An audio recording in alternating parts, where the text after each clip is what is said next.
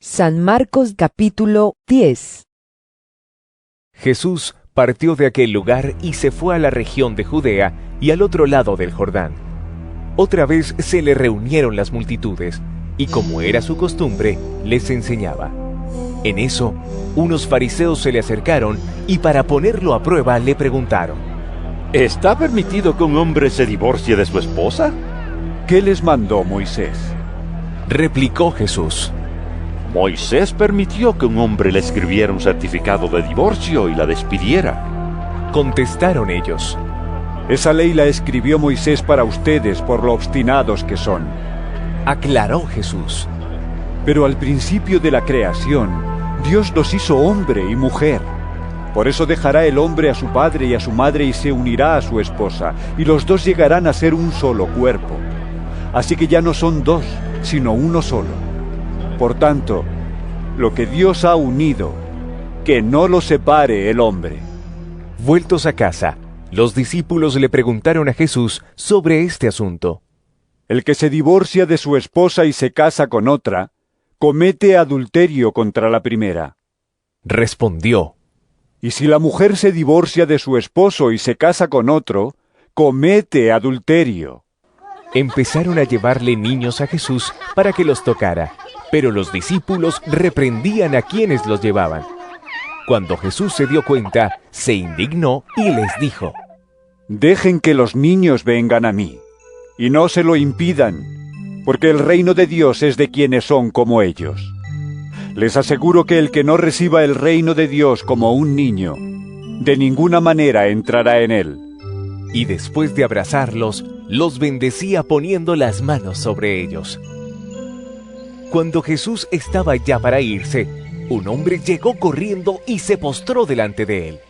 Maestro bueno, Le preguntó: ¿qué debo hacer para heredar la vida eterna? ¿Por qué me llamas bueno? Respondió Jesús: Nadie es bueno sino solo Dios. Ya sabes los mandamientos. No mates, no cometas adulterio, no robes, no presentes falso testimonio, no defraudes, honra a tu padre y a tu madre. Maestro, dijo el hombre. todo eso lo he cumplido desde que era joven. Jesús lo miró con amor y añadió: Una sola cosa te falta.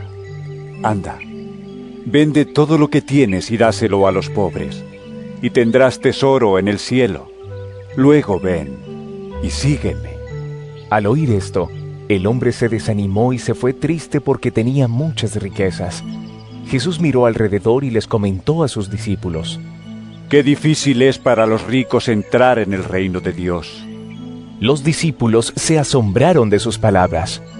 Hijos, qué difícil es entrar en el reino de Dios. Repitió Jesús: Le resulta más fácil a un camello pasar por el ojo de una aguja que a un rico entrar en el reino de Dios. Los discípulos se asombraron aún más y decían entre sí: Entonces, ¿quién podrá salvarse?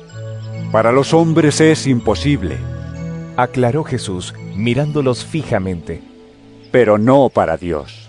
De hecho, para Dios todo es posible. ¿Qué de nosotros, que lo hemos dejado todo y te hemos seguido? Comenzó a reclamarle Pedro. Les aseguro Respondió Jesús: que todo el que por mi causa y la del Evangelio haya dejado casa, hermanos, hermanas, madre, padre, hijos o terrenos, recibirá 100 veces más ahora en este tiempo, casas, hermanos, hermanas, madres, hijos y terrenos, aunque con persecuciones, y en la edad venidera la vida eterna. Pero muchos de los primeros serán últimos, y los últimos primeros. Iban de camino subiendo a Jerusalén, y Jesús se les adelantó. Los discípulos estaban asombrados, y los otros que venían detrás tenían miedo. De nuevo, tomó aparte a los 12 y comenzó a decirles lo que le iba a suceder. Ahora vamos rumbo a Jerusalén, y el Hijo del Hombre será entregado a los jefes de los sacerdotes y a los maestros de la ley. Ellos lo condenarán a muerte y lo entregarán a los gentiles. Se burlarán de él, le escupirán, lo azotarán y lo matarán. pero a los 3 días resucitará. Se le acercaron Jacobo y Juan, hijos de Zebedeo. Maestro, Le dijeron, queremos que nos concedas lo que te vamos a pedir. ¿Qué quieren que haga por ustedes? Concédenos que en tu glorioso reino uno de nosotros se siente a tu derecha y el otro a tu izquierda. No saben lo que están pidiendo. les replicó Jesús. ¿Pueden acaso beber el trago amargo de la copa que yo bebo, o pasar por la prueba del bautismo con el que voy a ser probado? Sí, podemos. Ustedes beberán de la copa que yo bebo. Les respondió Jesús. Y pasarán por la prueba del bautismo con el que voy a ser probado. Pero el sentarse a mi derecha o a mi izquierda, no me corresponde a mí concederlo. Eso ya está decidido. Los otros 10, al oír la conversación, se indignaron contra Jacobo y Juan. Así que Jesús los llamó y les dijo: Como ustedes saben, los que se consideran jefes de las naciones oprimen a los súbditos, y los altos oficiales abusan de su autoridad. Pero entre ustedes no debe ser así. Al contrario, el que quiera hacerse grande entre ustedes deberá ser su servidor, y el que quiera ser el primero deberá ser esclavo de todos. Porque ni aun el Hijo del Hombre vino para que le sirvan, sino para servir y para dar su vida en rescate por muchos.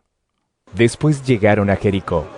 Más tarde, salió Jesús de la ciudad acompañado de sus discípulos y de una gran multitud.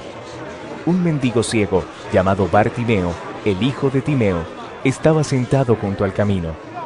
Al oír que el que venía era Jesús de Nazaret, se puso a gritar: ¡Jesús, hijo de David, ten compasión de mí!